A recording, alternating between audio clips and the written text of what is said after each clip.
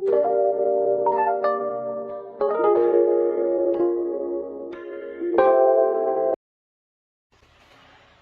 Swastiastu. Assalamualaikum warahmatullahi wabarakatuh. Shalom Namo Buddhaya dan salam kebajikan untuk kita semua. Perkenalkan, kami dari SGDA 2 akan mempresentasikan student project kami yang berjudul Laju Endap Darah dan Perannya dalam Uji Klinis.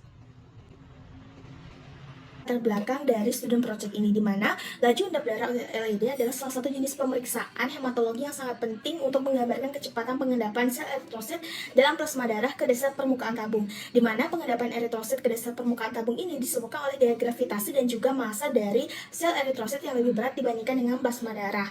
Nah, eritrosit yang mengendap ke bawah dan berkumpul itu akan membentuk suatu ikatan yang disebut dengan Rolox dan terikat secara permanen. Rumusan masalah dalam student project ini, yang pertama, bagaimanakah metodologi dari LED itu sendiri, yang kedua, apa saja kegunaan daripada LED, yang ketiga, apa saja keterbatasan dari LED.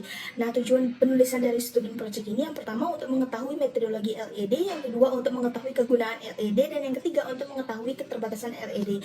Maka penulisan student project ini terbagi menjadi dua, yaitu bagi pembaca dan juga bagi penulis. Bagi pembaca diharapkan ini dapat menambah informasi dan juga wawasan tentang LED, meningkatkan kesadaran masyarakat akan pentingnya pemeriksaan LED, dan membantu untuk meningkatkan pengetahuan tentang LED, dan membantu untuk mempermudah nantinya tenaga medis untuk mendiagnosis penyakit terkait dengan LED. Kemudian bagi penulis, student project ini bisa bermanfaat untuk menambah wawasan bagi penulis, melatih kemampuan penulis untuk berpikir lebih kritis dan rasa ingin tahu penulis terhadap LED. Laju endap darah adalah alat pengukuran inflamasi dan dipakai dalam praktik klinis untuk mendiagnosis dan memantau kondisi inflamasi. Nah, LED ini mengukur tingkatan eritrosit yang jatuh atau menetap di plasma darah, antikoagulan yang diambil secara acak dalam jangka waktu tertentu. Pada individu yang sehat, sel darah merah akan membentuk Rolox atau kumpulan sel yang mengendap lebih lama oleh karena ukuran yang dimilikinya lebih besar. Pada peradangan, kadar fibrinogen meningkat yang mengakibatkan Rolox terbentuk dan mengendap lebih cepat.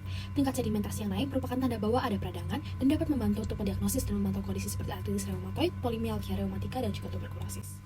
Selanjutnya, yakni pada standarisasi dan variasi, terdapat metode Westergren yang merupakan metode paling umum digunakan serta direkomendasikan ICSH sebagai standar emas dalam pengukuran LED. Di mana pada metode ini, darah vena dicampur 4:1 dengan larutan natrium sitar 3,2% atau 3,8% lalu dimasukkan ke dalam tabung dengan graduasi 0 sampai 200 mm. Nah, tabung dipasang secara vertikal didudukan Westergren pada suhu kamar selama 1 jam. Nanti sel darah merah akan perlahan mengendap ke dasar tabung dan meninggalkan plasma pada bagian atas tabung. Jarak dari tepi atas ke lapisan sel darah dicatat sebagai LED dalam mm per jam. Nah, nilai normal LED untuk pria dewasa adalah 0 sampai 15 mm per jam, sedangkan untuk wanita dewasa adalah 0 sampai 20 mm per jam. Cara kerja metode Winthrop serupa dengan Westergren. Perbedaan terdapat pada tabung dengan panjang 100 mm, graduasi 0 sampai 100, serta dapat mengandung antikoagulan oksalat kering. Akibat tabung lebih pendek, nilai viskositas plasma lebih tinggi dan dapat menurunkan nilai LED. Metode ini juga sensitif terhadap peningkatan kecil LED di atas nilai normal, tapi tidak sensitif pada peningkatan makromolekul serum, berimplikasi pada rendahnya kisaran LED yang signifikan. LED merupakan suatu metode tes yang murah yang mudah, di mana melalui pengukuran LED dapat membantu menegakkan diagnosis serta memantau aktivitas suatu penyakit serta inflamasi. Pemeriksaan LED dapat memberikan suatu informasi terkait perkembangan penyakit yang dialami oleh pasien dan membantu perencanaan penanganan yang optimal. Pemeriksaan LED penting untuk diagnosis serta pemantauan penyakit peradangan, di mana LED berguna dalam menilai aktivitas penyakit seperti artritis, meskipun saat ini lebih banyak digunakan untuk menentukan stadium penyakit daripada sebagai kriteria diagnosis utama. Meskipun demikian, LED masih memiliki nilai dalam kasus di mana diagnosisnya tidak pasti, tetapi ada indikasi adanya peradangan yang mempengaruhi pilihan pengobatan. Sensitivitas mengacu pada identifikasi orang yang benar-benar mengidap penyakit yang dicari, contohnya seperti inflamasi. Spesifisitas mengacu pada identifikasi orang yang tidak mengidap penyakit yang diuji. Faktor-faktor yang mempengaruhi sensitivitas dan spesifisitas laju endap darah yaitu yang pertama metode pemeriksaan, yang kedua kondisi pasien seperti usia, jenis kelamin ataupun penyakit penyerta, dan yang ketiga nilai ambang batas. Jadi untuk metode otomatis LED, salah satu instrumen yang dapat digunakan adalah instrumen StarSet RS. Nah, instrumen ini sudah menggunakan metode Westergren the gold standard. Nah, untuk langkah-langkah pengerjaannya saya sudah paparkan dalam slide. Jadi cara untuk membaca hasil LED otomatis dengan instrumen ini dari manufaktur sendiri lebih merekomendasikan untuk menggunakan mode 60 menitnya. Namun apabila tetap ingin menggunakan mode 30 menit, maka akan dibuatkan proyeksi apabila seakan-akan tes itu berlangsung selama 60 menit lamanya. Ada beberapa faktor yang dapat memengaruhi akurasi pengukuran laju endap darah seperti kualitas sampel darah, kontaminasi bahan kimia, cara pengambilan sampel darah, kemudian faktor lingkungan seperti suhu dan kelembapan, serta faktor variabel pasien seperti usia, jenis kelamin, dan kondisi medis. Faktor teknis, pertama, variasi musiman dan suhu ruangan. 2. Waktu pengambilan sampel. 3. Orientasi dan kemiringan tabung. 4. Getaran. 5. Paparan sinar matahari langsung. 6. Penggunaan tabung ESR yang tidak konsisten.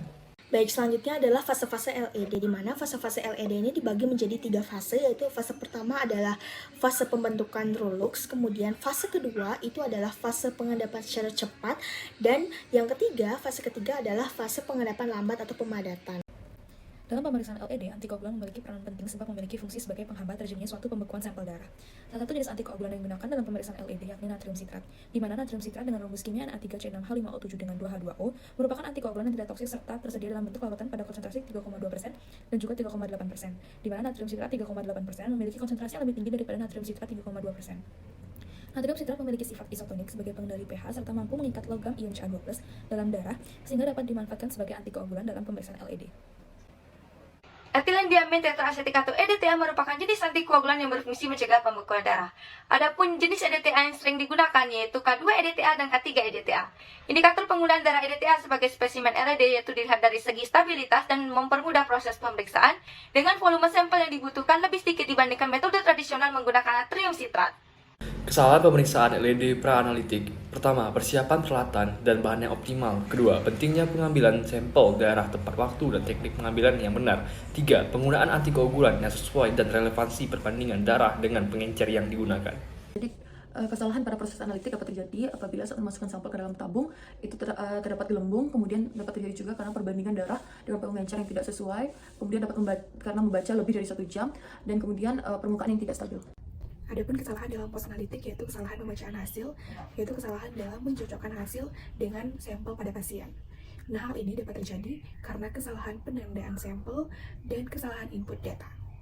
Kemudian yang kedua adalah terdapat kesalahan dalam interpretasi hasil. Jadi petugas laboratorium itu salah dalam menginterpretasikan hasil LED. Baik, di sini saya akan menjelaskan peran LED dalam diagnosis klinis, terutama pada kondisi peradangan. Singkatnya, peradangan itu menyebabkan kondisi protein abnormal muncul dalam darah dan mengubah sifat permukaan eritrosit yang mendorong agregasi dan sedimentasi lebih cepat, terutama konsentrasi fibrinogen yang merupakan suatu protein penginduksi agregasi pada eritrosit, menyebabkan peningkatan LED. Nah, kondisi peradangan yang umum di mana LED digunakan adalah artritis, infeksi, SLE, dan lain-lain. Salah satu penyakit menular yang pemeriksaannya menggunakan metode laju endap darah atau LED adalah tuberkulosis paru atau yang bisa disebut dengan TB paru. Jadi TB paru ini merupakan penyakit menular yang disebabkan oleh bakteri Mycobacterium tuberculosis, yang dimana bakteri ini berbentuk batang dan tidak berspora. Penyebaran dari TB paru ini melalui percikan air liur dari penderita yang dihirup oleh orang sehat, kemudian percikan tersebut masuk ke dalam paru-paru sehingga menyebabkan TB paru. Terkait interpretasi dari pemeriksaan laju endap darah pada TB paru ini, apabila hasilnya positif, akan ditemukan bakteri Mycobacterium tuberculosis pada slide darah yang berwarna hijau neon, dan apabila negatif, tidak akan ditemukannya bakteri Mycobacterium tuberculosis pada slide darah. LED berperan dalam diagnosis klinis gangguan autoimun, terutama pada penyakit reumatoid, infeksi tulang, limfoma Hodgkin, dan tindak lanjut penyakit autoimun. Ini juga digunakan dalam menentukan diagnosis dan manajemen anemia hemolitik autoimun dan gangguan tiroid autoimun. Namun, kegunaannya masih diperdebatkan dan sering digunakan bersama dengan tes lain seperti CRP dan PCT untuk meningkatkan akurasi diagnostik. LED dimanfaatkan sebagai monitoring respons sapi dan kekambuhan penyakit kronis dan yang bekerja sebagai estimator inflamasi bergantung fibrinogen.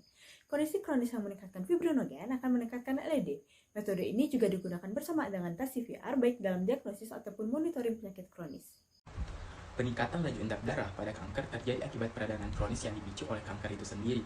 Mulai dari jenis, stadium, dan pengobatan kanker akan mempengaruhi hasil akhir. Tingkat laju endap darah tinggi akan mempengaruhi prognosis dan kelangsungan hidup pasien. Pasien dengan laju endap darah yang tinggi cenderung memiliki prognosis buruk dan kelangsungan hidup yang lebih pendek. Laju endap darah yang meningkat bisa menjadi petunjuk yang penting dalam mengevaluasi respon terhadap pengobatan dan perkiraan prognosis kanker. LED memegang peran vital dalam identifikasi kondisi kesehatan, terutama dalam menangani penyakit menular.